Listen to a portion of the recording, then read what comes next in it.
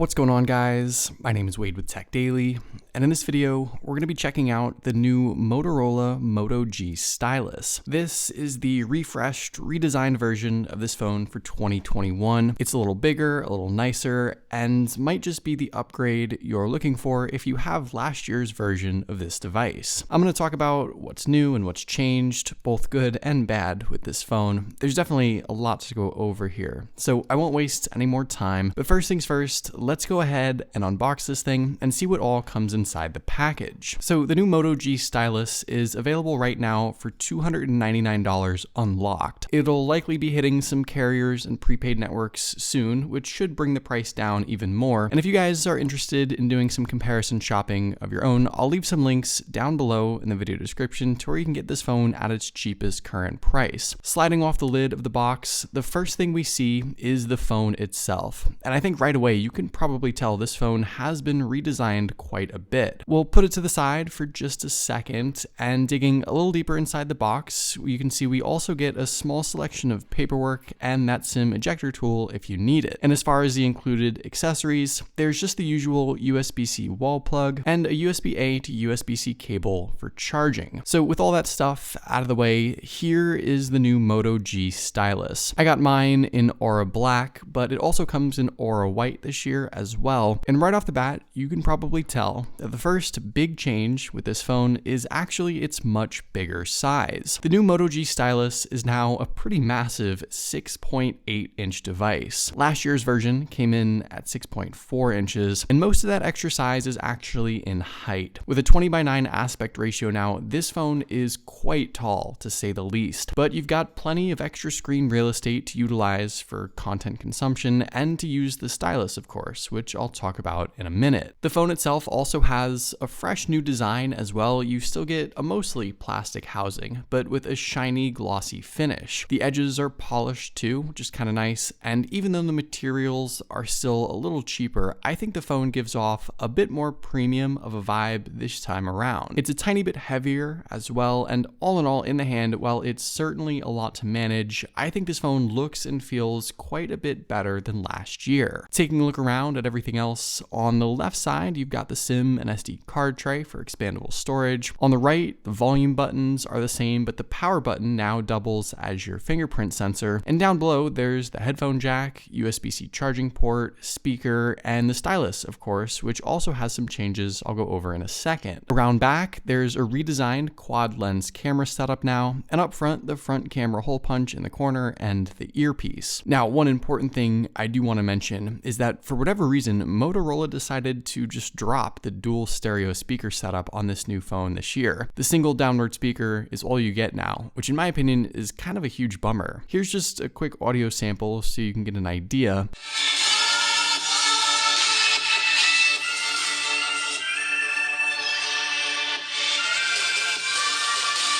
It's still a fine setup, but this is just an instance where they simply took away a better feature for no good reason at all, so that's certainly a shame. On the other hand, the new fingerprint setup I think is actually a welcome change. The power button sensor combination is great, the placement is solid, it's fast, it's accurate, and I'm just glad to have it in general nowadays. Motorola also brought back Face Unlock this year, which actually to me feels faster than ever. It's definitely a solid setup, so another great sort of addition to this phone, and any which way you want, you should be able to get into the device pretty quickly. Now, obviously, the single defining feature of this phone, of course, is that included stylus and all the features and add-ons that go with it. And this year, the stylus itself has been altered just a bit. First off, it's now a clicky sort of quick release stylus, similar to the setup on Samsung's Note series and the LG Stylo 6 from last year. And to me, this is definitely a nice change. It's a little easier and faster too to get the stylus out and start using it. The actual stylus itself is also a little different. It's taller, thicker, a tiny bit heavier, and it's round instead of flat like last year, which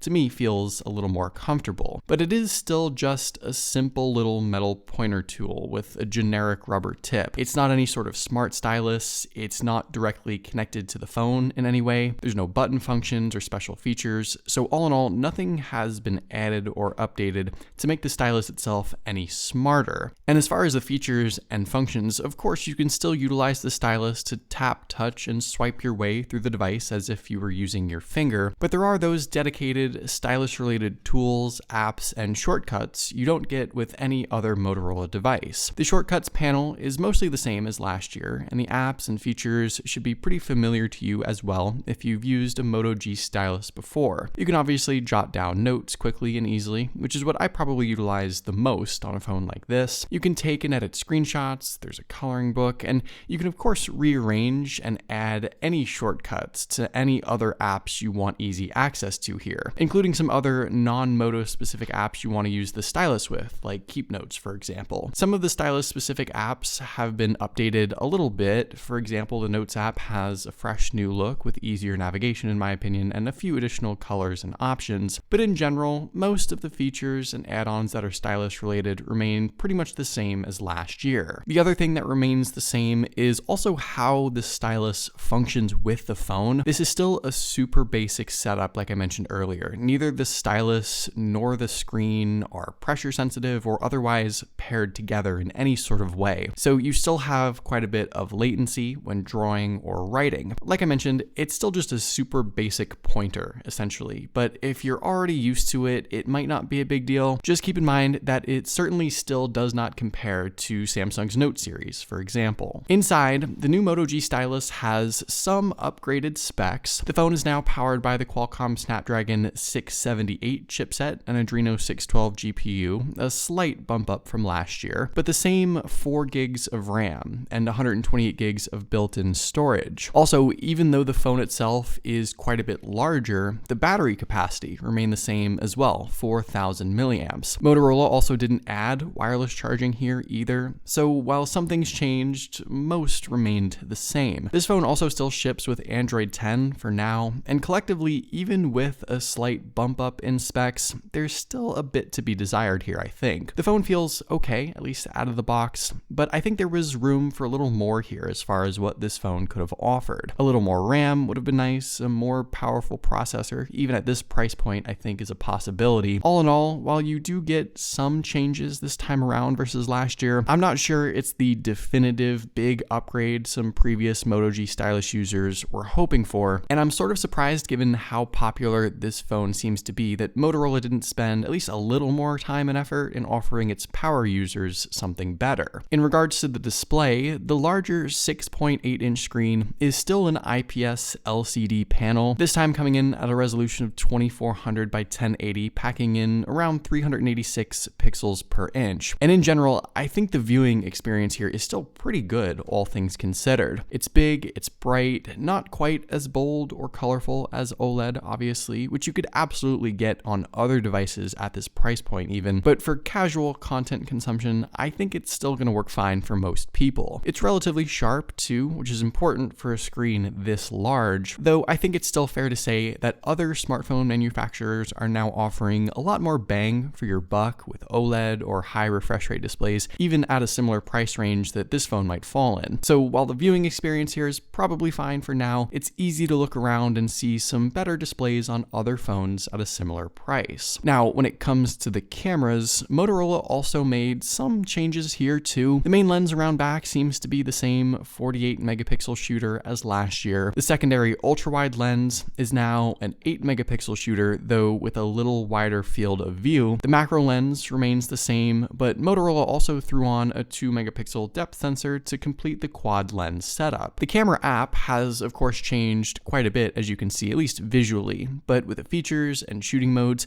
there's not a whole lot that's been added. The selfie camera looks to be the same as last year too, but honestly nothing wrong with that because in practice, I think the results are pretty solid all things considered. This is a phone that takes some great shots for the price. The rear lens setup has a lot of potential, and I'm looking forward to putting it to the test here to see what all it can do. I know Motorola isn't necessarily known for being a top contender for smartphone pictures, but I think in this price range, there's still a lot to like. All in all, this new Moto G stylus definitely has some new things to maybe entice you to upgrade. It's bigger, it's got a fresh new design, it's a little more powerful, but it's still not necessarily a huge upgrade. I do think it's great that this phone continues to get the love love it deserves, because it's essentially just one of 3 or 4 total smartphones now that still offers a built-in stylus with the extra features and add-ons that go with it. So it's a very unique device with, I'm sure, a solid fan base, and it's great that Motorola continues to keep it fresh. But what do you guys think about this new Moto G stylus? Is it something you're considering? Maybe something you'd like to upgrade to? Let me know in the comments down below. I'd love to know your thoughts, of course. But hopefully you guys did enjoy this video. Be sure to follow TechDaily on Twitter and subscribe to the TechDaily YouTube channel if you haven't already, and I'll see you guys later.